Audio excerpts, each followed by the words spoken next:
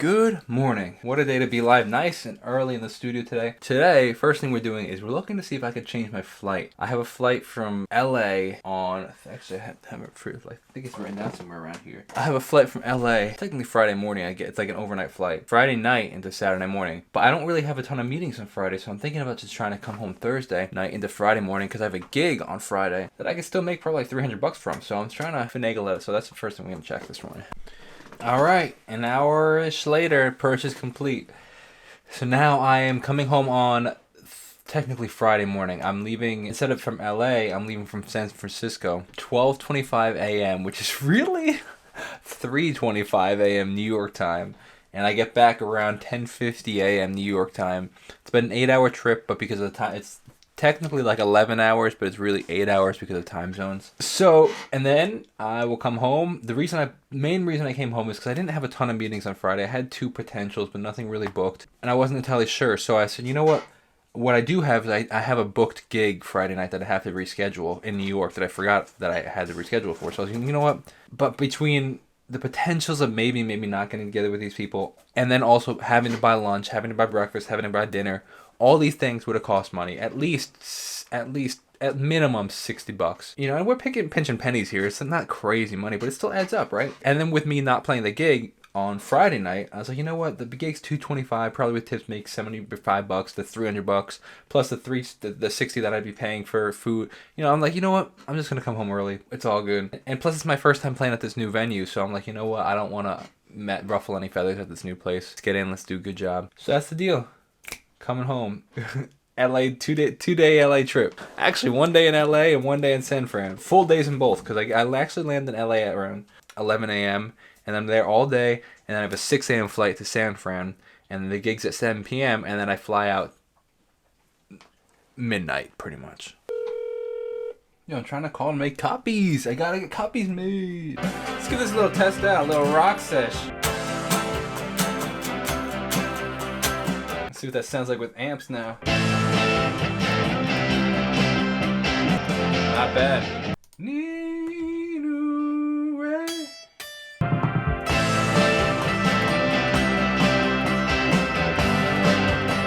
It's pretty sick.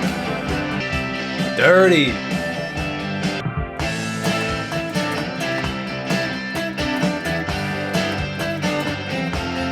Yo, this is sick, man. Let's get a little practice done.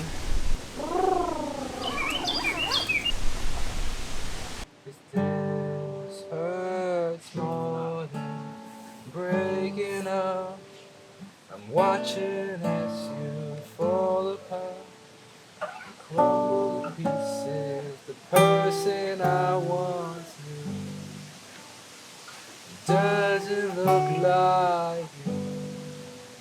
Hey, look at this little pumpkin my parents got. Look at him, Willie! Look at him, Nico!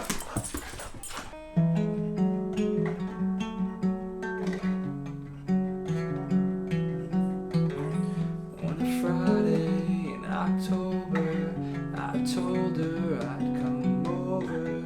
I need to tell her how I feel. On the surface, I look nervous, 'cause deep down I know she's worth it. I need to tell her how I feel. Alright, we are just leaving my parents' house, letting the dogs out. Now we're heading down to Northport Village for 2 reasons. 1, I want to give some new coffee to the postman. And 2, I got to pick up the labels for the coffee and also the new tickets that I have to give to the people in this, at the different show locations. I was just practicing some guitar at my parents' house while Bullet was playing with Nico, so he could get a little energy out.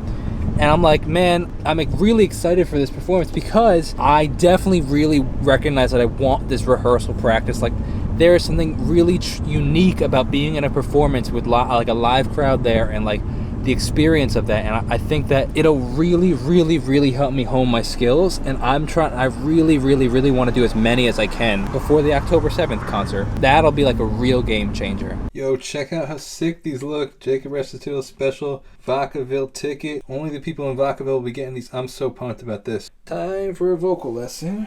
Keys to the LA apartment have been secured. So this is the whole reason that I'm actually going to LA and actually kind of sparked this whole conversation of even going to Vacaville, which is by San Francisco, is because I was speaking to a friend, actually Anthony and Sarah, my really good friends. Sarah's stepdad, who I like had become friends with them when he was in the hospital in California, and he was saying, like, he was telling me about this apartment that he had.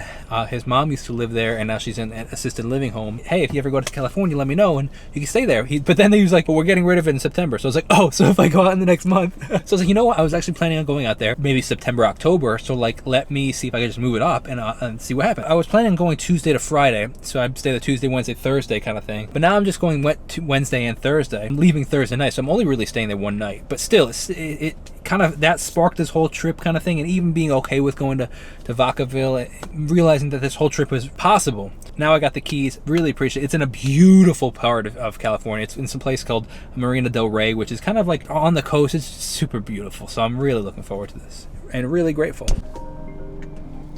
Hi, this is Jacob. Hey Rick, how are you, man? So you had mentioned that it would be cool if I did both a mix of acoustic and playing to tracks, correct? I wanted to see like what the typical crowd typically looks like in the sense of like demographic. Like you mentioned it's being a 55 and older community. What are they into? Like I have a bunch of music, so I can kind of cater to who I want to play for and right, who would understand, you know? Because some of the stuff can lean a little bit more like, I don't know, like pop rock, but then some of it can also lean very like modern pop. And obviously if I do it acoustically, it'll just be more like an acoustic set. But if I go track wise, it might be kind of poppy for some songs, and I'm like, are they going to enjoy that, or is it going to be too modern for them? You know what I mean?